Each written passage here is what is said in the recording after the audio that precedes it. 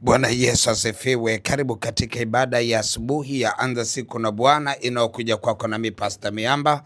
Tunamshukuru Mungu, leo ni siku ya 25 ya mfungo wetu wa siku 40 na tunaendelea na prayer point mbalimbali na maombi Mungu anayotupa katika mfungo wetu, na leo tunaenda kumwomba Bwana kutoka katika kile kitabu cha Ayubu sura ya 42 na ule mstari wa 12. Maandiko yanasema hivi: basi hivyo Bwana akaubarikia huo mwisho wa Ayubu zaidi ya mwanzo wake, naye Bwana akaubarikia huo mwisho wa Ayubu kuliko mwanzo wake. Alafu ukisoma anaendelea hapo ya kwamba naye alikuwa na kondoo 14,000 na ngamia 6,000, jozi za ng'ombe 1,000 na punda wake 1,000. Tena alikuwa na wana waume 7 na binti 3. Sasa tunaona maandiko yanaeleza kwa habari ya mwisho wa Ayubu ulikuwa ni mzuri sana. Bwana aliubarikia kuliko huo mwanzo. Yaani maisha ya Ayubu yale kabla hajajaribiwa na maisha ya Ayubu baada ya kubarikiwa, Biblia inaeleza kwamba Mungu aliweka mkono wake mwishoni mwake kuliko kule mwanzoni kwake. Sasa tunaenda kuanza mwaka. Mara nyingi sana Mungu anaposema na sisi kwa habari ya mwaka, huwa tunamwambia Mungu asante na tunayasikia yale Mungu anayoyasema kwetu, lakini mwisho wake huwa unakuwa sio sawa na yale tuliyasikia wakati mwingine, na wengine anakuwa sawa sawa. Lakini tunaenda kumwomba Mungu kwa habari ya mwisho wetu, yani yale mambo ambayo Mungu anataka kuyafanya, ile mipango ambayo Mungu anataka kuifanya, mwisho wake ukawe mkamilifu zaidi. Yani tunataka kuona shuhuda za mwisho zikiwa kubwa kuliko za mwanzo.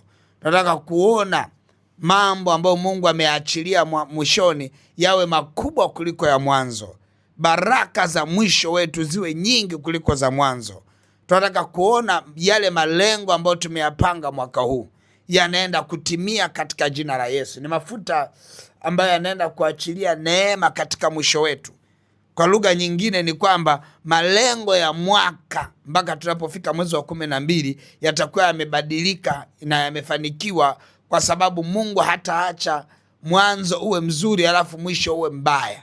Ni vyema sana Mungu kubariki mwisho wetu, ya kwamba katika kila jambo mwisho wetu, malengo yetu, hatima yetu ndio mwisho wetu. Unapoongelea hatima unaongelea mwisho. Kumekuwa na desturi ambayo unakuta mtu anaanza kuomba vizuri kabisa mwanzo wa mwaka, alafu anapofika mwezi wa 3, wa 4 anakuwa na imani ya kwamba yatatokea. Inapofika mwezi wa 7, wa 8, wa 9 anaanza kupunguza imani. Inapofika mwezi wa 10 anaanza kuona kama aliyoyaomba hayajatimia, na hatimaye mwezi wa 12 anaanza kusema wacha haya yote ni yapeleke yaende mwaka unaokuja.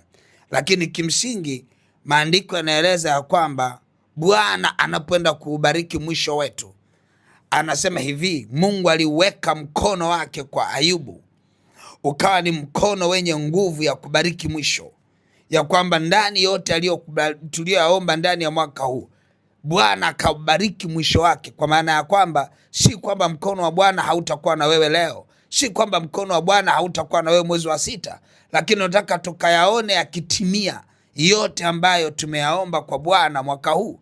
Na ndio maana tunaona basi hivyo Bwana akaubarikia huo mwisho wa Ayubu zaidi ya mwanzo. Maana yake nini? Tunaona Mungu anayaachilia mema makubwa sana baadaye. Kumbuka, haijalishi Ayubu alipitia mapito gani. Ayubu alipoteza. Katikati ya yote mapito Ayubu aliumia. Katikati ya yote mapito Ayubu alidharauliwa, aliachwa, alitengwa. Tunaangalia sasa mwisho wake ukoje. Je, huo mwisho wake utabaki kwa wa Ayubu kama alivyoanza? Tunaona kabisa hata hivi ninavyoongea, amkini naongea na mtu ambaye alishapitia mapito kama haya. Yamedharaulika sana, uchumi wako umekuwa ni mdhaifu sana, mateso yamekuwa ni mengi sana, unajikuta una struggle sana. Muda mwingine unayaficha yale unayoyapitia, lakini watu wanayaona. Haijalishi unapitia mambo gani. Je, mwisho wako ukoje? Ubaki kuwa mwisho kama mwanzo? Bwana akaweke mkono wake kwenye mwisho wako, ili kuwe kuna shuhuda kubwa ndani ya mwaka huu ya kwamba Bwana ametutendea. Yaani shuhuda zikapige kelele, mwisho wetu ukawa umejawa shuhuda za kwamba sikuanza hivi mwezi wa kwanza, sikuanza hivi mwaka huu sikuanza kama nilivyo sasa. Nilitarajia mwaka huu kujenga, lakini Bwana amenisaidia, nimeweza kujenga. Huo ndio mwisho sasa, nimeweza kujenga, na hatimaye mwaka unaisha tayari na nyumba yangu. Nilikuwa nataka kununua gari, lakini haikuwezekana pale mwanzo.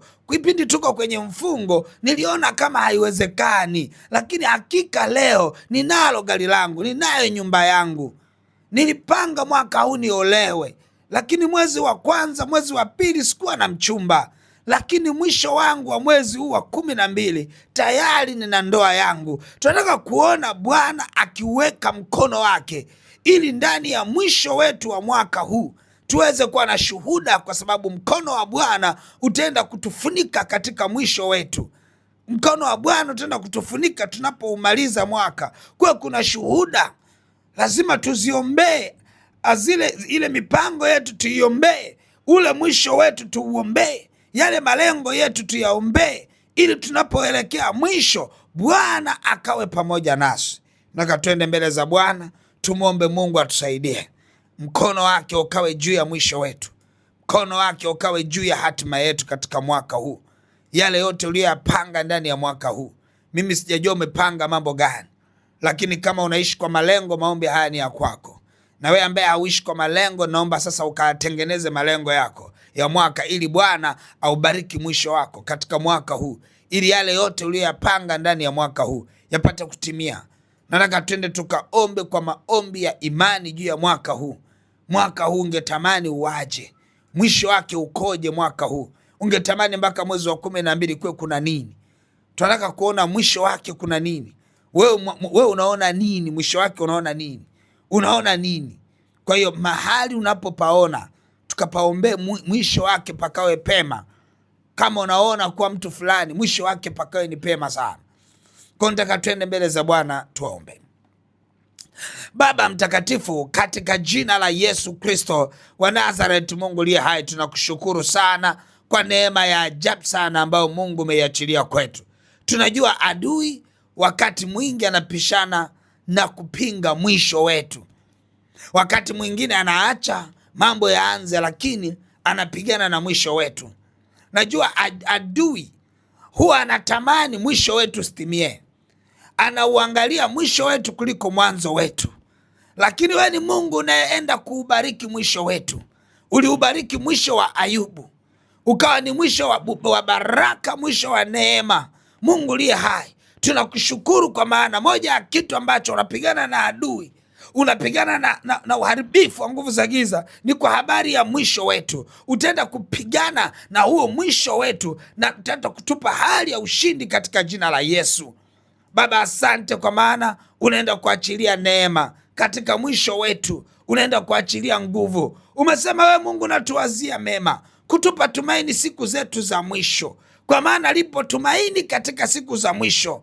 Kwa maana Bwana unaenda kutubariki, lipo tumaini katika siku za mwisho wetu wa mwaka huu, ya kwamba hatutabaki kuwa kama tulivyo. Yote tuliyoandika kwenye dayari zetu, tuliyapanga kwenye mioyo yetu, tuliyaomba kwako Mungu liye hai, unaenda kuyatimiliza katika mwisho ulio mwema ndani ya mwaka huu. Mwisho wa mwaka huu utakuwa mwema sana. Tunapoanza mwaka mwingine, tutaona matendo makuu.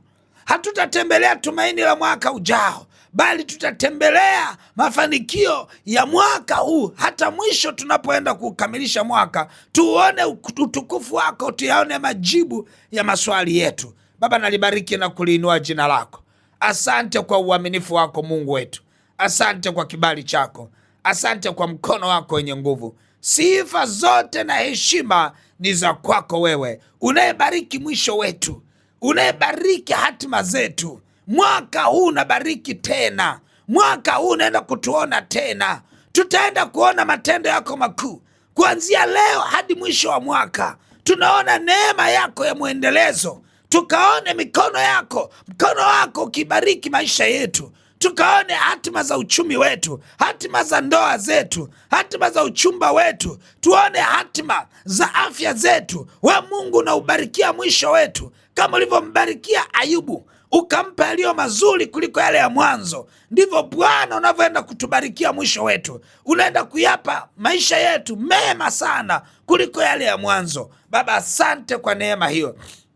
Asante kwa mkono wako, asante kwa nguvu zako, kwa maana mwisho wetu unaenda kubarikia, mwisho wetu unauwekea mikono, mwisho wetu unaachilia neema, mwisho wetu unakuwa na ukuu sana, mwisho wetu unakuwa na baraka, mwisho wetu unakuwa na mambo mema tuliyokusudia yanaenda kutokea kwa jina la Yesu. Baba, asante kwa mafuta yako, asante kwa nguvu zako. Sifa na heshima vyote ni vya kwako wewe. Ni katika jina la Yesu Kristo wa Nazareth, Mungu liye hai. Amen, amen, amen. Mungu wangu akubariki sana. Basi tunapoenda kuangalia Bwana, kuangalia mwisho wetu, kuangalia mapito ambayo Mungu anatupitisha, mapito kwa maana njia anayotupitisha. Mapito sio mateso tu. Mapito ni kwamba hata zile njia ambazo Mungu anatupitisha kuelekea hatima yetu ya mwaka huu ikawe ni njia iliyo njema sana, ikawe ni njia iliyojaa miujiza, ikawe ni njia inayoachilia shuhuda mbalimbali. Ukamshuhudie Bwana.